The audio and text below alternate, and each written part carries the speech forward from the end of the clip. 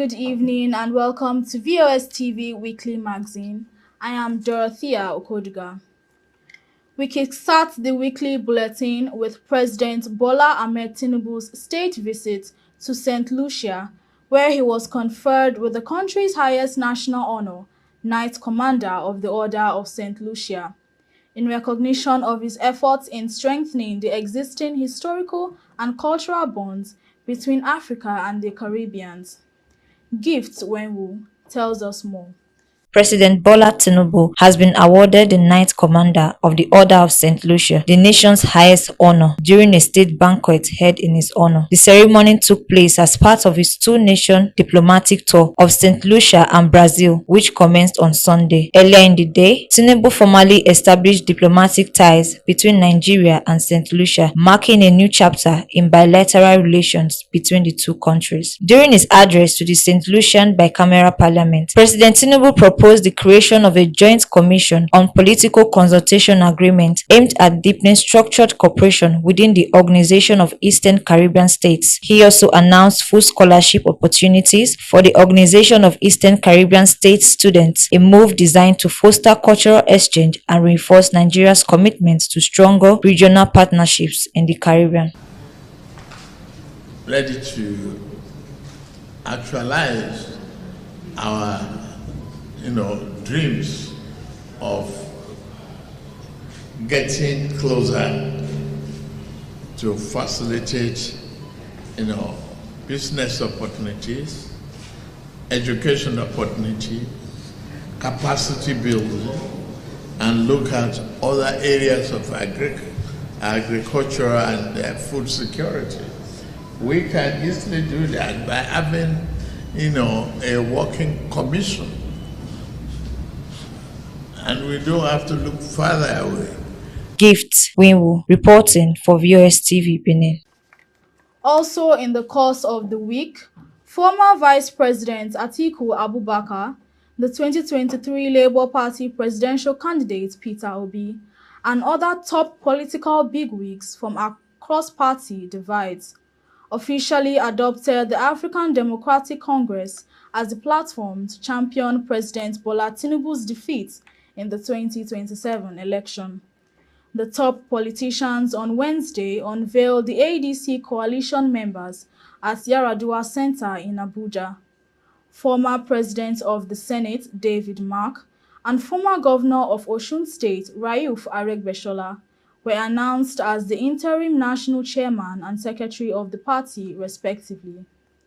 In his acceptance speech, the newly interim national chairman of the ADC, Mark, acknowledged that the efforts by the 2027 coalition to unseat Tinubu will be challenging. The ADC interim chairman stated that within 2 years in office, the current administration has taken control of key democratic institutions and is gradually steering the country towards a full-blown civilian dictatorship. Still on the coalition, the Julius Abure's faction of the Labour Party has issued a 48-hour ultimatum to the party 2023 presidential candidate Peter Obi to resign from the party for aligning with the ADC coalition. Gift Wenwu reports. Trouble looms for Peter Obi as the Julius Abure-led faction of the Labour Party has issued a 48-hour ultimatum to him, demanding that he formally resign from the party following his alignment with a newly formed opposition coalition. In a statement released in Abuja by the faction's National Publicity Secretary, Obiora Ifo, the group distanced itself from the coalition, accusing its members of being self-serving politicians with no genuine interest in national development. The faction expressed strong disapproval of what it described as deceptive political maneuvers, warning that the Labour Party would not serve as a platform for individuals pursuing conflicting political agendas. They further criticized the coalition as a gathering of old and recycled politicians unfit to deliver the vision of a new Nigeria. Meanwhile, Peter Obi has reaffirmed his support for the opposition alliance, emphasizing the importance of unity in the efforts to unseat the current current administration in 2027. He reiterated that no single entity can overhaul Nigeria's challenges alone and advocate for collaborative action to usher in competent and compassionate leadership. The coalition, which has adopted the African Democratic Congress as its central platform, includes prominent figures such as Senator David Mark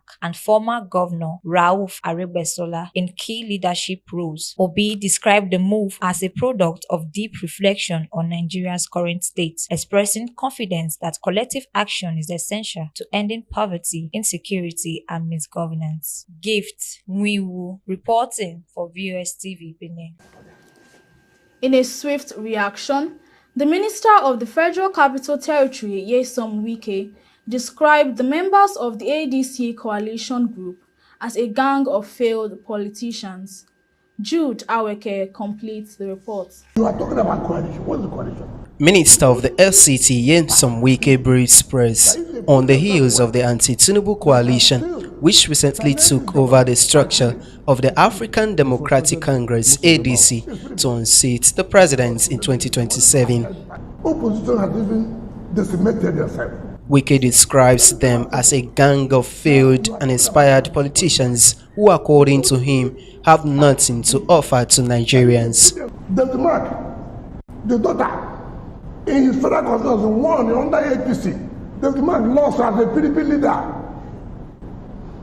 His daughter won under APC to go to Federal House of Rep. He is the leader of the PDP in that area. It's correct. So I was going to... I'm coming. Okay. I'm coming. Number one was the governor. He was the governor. 2023. PDP lost.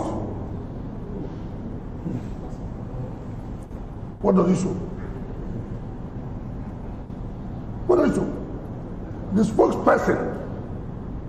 spokesperson, my friend Bolaji, I had him last night, talking about Nigeria is angry. Every time Nigeria is angry, he was a minister under Jonathan. Education. Minister of Sports. Sports.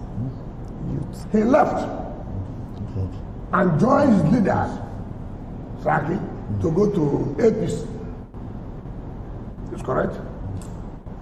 They left APC. He lost election 2023 for Senate in Kwara. He lost. Now he has moved the other ADC simply because he has fallen out with Saki. Now Nigerians are angry. So the point we're making, if I tell you, it's not that we give, okay, when you say people like Amechi, he was this. Of what would he do in Rivers? He was governor, 2015. I defeated him there. He became a super minister, 2019. I defeated him. 2023, supported Atiku. We defeated him. So he will talk to Rivers people about how angry they are. Have they asked how angry Rivers people are with him? Has he asked? On the recent peace pact with suspended Governor Siminalayi Fubara of Rivers State, the minister says he owes no one explanation on the terms of reconciliation between him and his successor. I don't owe anybody any explanation how peace was achieved. What's important is that peace. Yes. Do you like peace? Yes. So what are you going to benefit from how the peace was achieved? The most important thing is, do you have peace? Yes. At what cost? What cost? Perhaps you could help discountenance publications that are saying that one of the terms for agreement was he was not going to come for was that what if that is, did he tell you that? Did he tell you that? That's what we're seeking. No, you cannot say for agreement. I'm not the one going to run election. So if you say that that was the decision, then he should be able to be the one to tell you. What's my business? He has never spoken to you on that.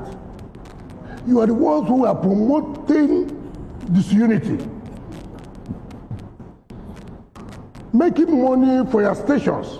Inviting people, yeah, but it's true. Inviting people to come to your stations to talk. Now, the well has dried. No more oil. Mr. President never invited us. Mr. President never called a meeting. You say this, you say this. The bit I can tell you, the governor met with the House of Assembly, the governor met with the National Assembly, privately. The governor met with leaders. And he said, now having settled, can you now go and tell President we have settled? President never one day. And that's what people do that. Oh, President did this. President trying to force something on people. You don't even know anything. You just see that because no more money will come out to give you to appear and arrive. He also clarifies the allegation of land grabbing and allocation to his children circulating on social media. There are certain stories you come and tell me. And I'll tell you, thank you, when you get up from my office. First of all, calculate the time my time and that's okay. Where we have 2,000 hectares of land. Ordinary mathematics just tells you that. And then for the value of 3.something billion US dollars, it is you're talking about almost 4-5 trillion naira. And then you want me to stay to listen to you. These are the kind of things I tell people. There are stories you come and tell me. Okay, he gave his son 4,000 square meters of land. Okay, maybe it's correct. For example, I can okay, let me listen to it. But all this badabash, rubbish. And I know where it's coming from. Where? I know it's from Adamawa State. I'm aware. You see, what you cannot do to anybody, it doesn't make sense. In any case, for example, assuming do not consider, you are planning to me to allocate land to you, right? Because you're a citizen of Nigeria. My children are not citizens. They are Ghanaians. Assuming do not consider. Doesn't make sense. Did you give your children I have told any you plot of land at all? I have told you, bring the document. You said the allegation is coming from Adamawa. Adamawa is big. Please, I have Is told it from your friend, the governor? I have told you that, forget about that. My friend, you know, man. So the point I'm making that, you see, what you call empirical evidence. Empirical evidence. Jude Aweke, reporting for Viewers TV News, Benin. And now to other matters. The Supreme Court has reserved judgment in the appeal of Asue Ighodalo of the People's Democratic Party seeking the nullification of the 2024 Edo governorship election won by the Senator Monday Okpebholo, as declared by the Independent National Electoral Commission, INEC. Jude Aweke again reports. The Supreme Court on Wednesday reserved judgment in the appeal filed by the People's Democratic Party's candidate Asue Ighodalo over the outcome of the September 21, 2024 Edo governorship election. The Apex Court made the decision after hearing arguments for and against the appeal. The appeal challenges the results declared by the Independent National Electoral Commission, which announced Senator Monday Okpebholo of the All Progressives Congress (APC) as the winner of the election. The appeal was held by a 5-member panel of justices led by Justice Garba Lawal.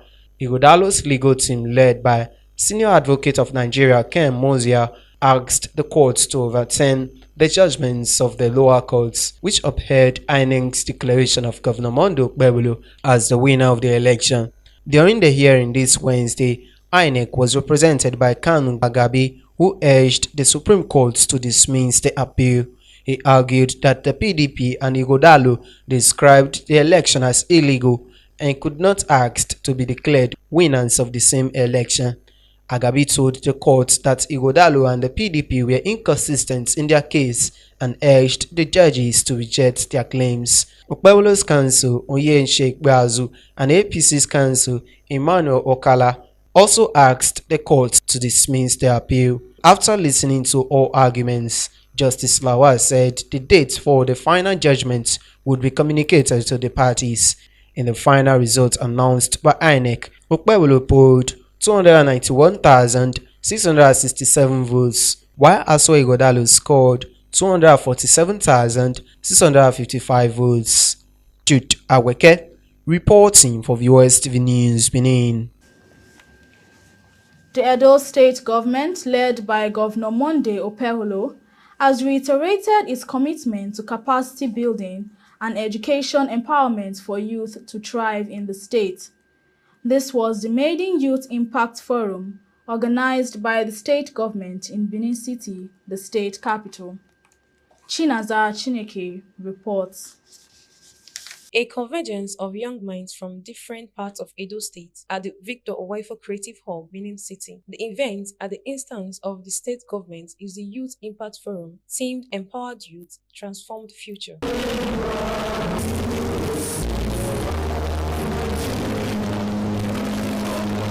The participants were taken through a series of masterclasses, from Creative Masterclass to Vocational Masterclass and then Digital Masterclass. Resource persons, including Jonathan Badamasi, popularly known as MC Edo Pikin, exposed the young minds to how to do it. Governor Monday Oolo, represented by the Secretary to the State Government, Musa Ikilo, stated that the program is a testament of a key aspect of the shared agenda, which is human capacity building and education to empower youth to thrive. According to him, the program is the first of many to come in supporting and empowering the youth under the new Edo has risen administration of Governor Opeholo.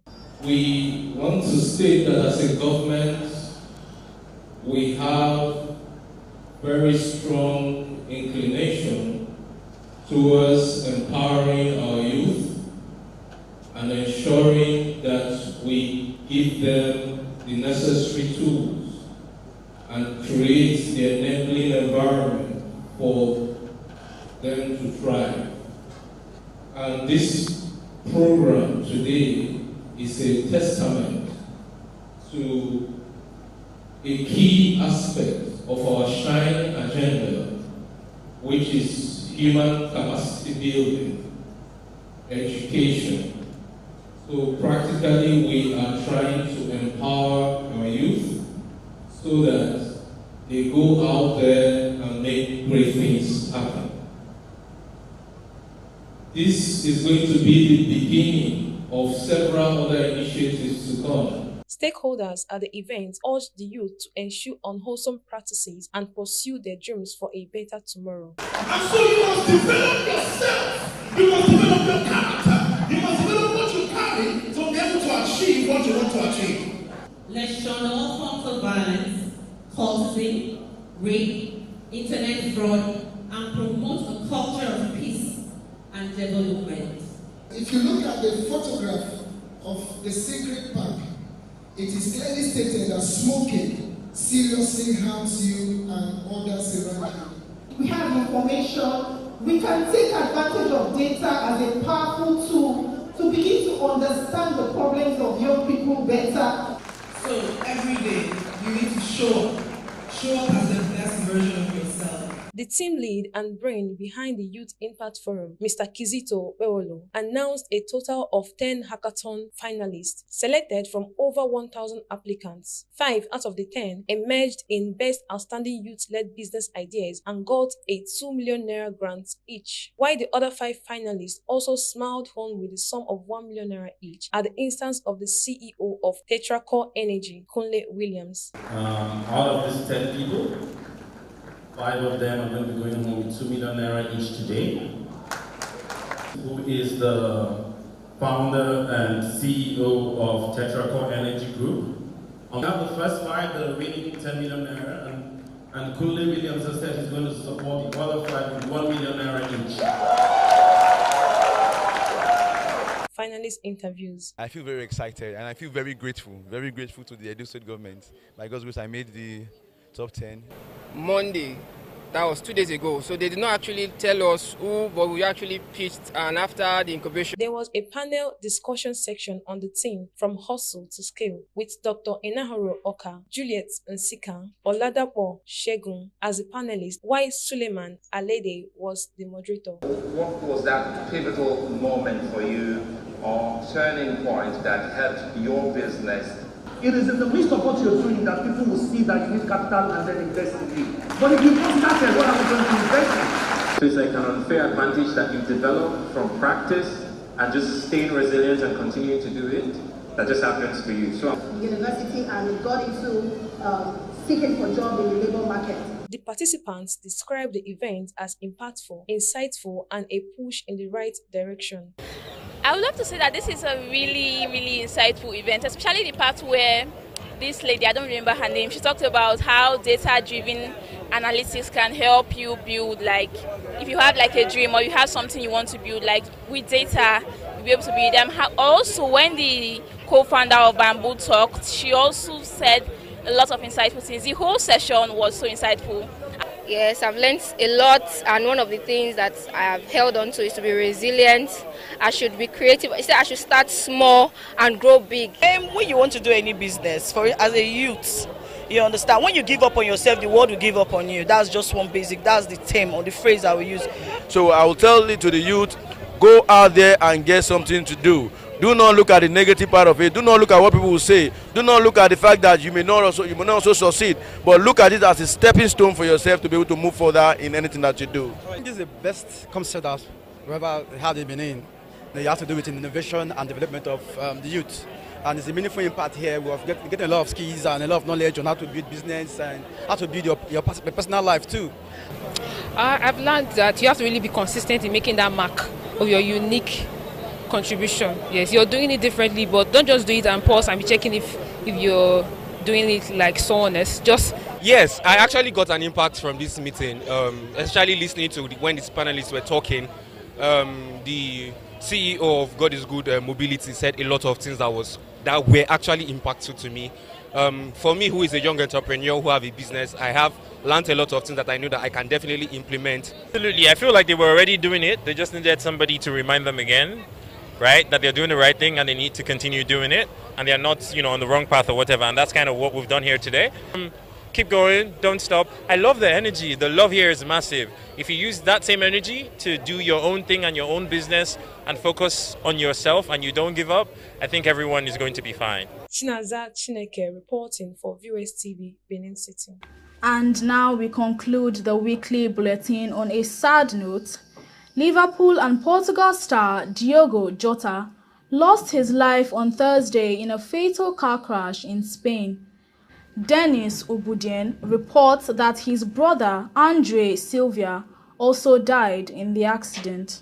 The football world has been thrown into mourning as Liverpool and Portugal forward Diego Teixeira da Silva, widely known as Diogo Jota, has tragically passed away at the age of 28. The Sunday loss has left the football fans all over the world in teary grief, coming shortly after his wedding to a long-time partner, Lotte Cardoso, on June 28 and had 3 children. Jota's 26-year-old brother, Andre Silva, who was a footballer with Liga Portugal 2 side, Panafia, was also killed in the accident. It was gathered that the accident happened at 12:30 a.m. local time on the A52 motorway in the municipality of Senadilla, Zamora. The car Jota and his brother were traveling in skidded off the road and caught fire after a tire burst while overtaking. Born in Portugal in December 1996, Jota built a distinguished career defined by his speed in the Premier League, becoming a key figure for Liverpool after joining the club from Wolverhampton Wanderers in 2020. Jota had 398 appearances, 136 goals, and 66 assists. He played 190 Premier League matches, scoring 63 goals and contributing 24 assists, and was a consistent performer in both the UEFA Champions League and Europa League. His market value peaked at €60 million in 2021, and he had extended his Liverpool contract in 2022, set to run through 2027. Jota's untimely death marks a heartbreaking end to a career filled with promise and success, and tributes have poured in from across the football community in remembrance of the talented and beloved forward. Liverpool Football Club, in a statement, expressed profound grief over Jota's untimely death, emphasizing the need for privacy for Jota, his family, friends, teammates, and club staff during this difficult time. The club stated it will refrain from further comment while continuing to offer full support to everyone affected by the heartbreaking loss. Dennis Obudin, reporting for VOS TV Benin City. That report concludes the weekly magazine. On behalf of the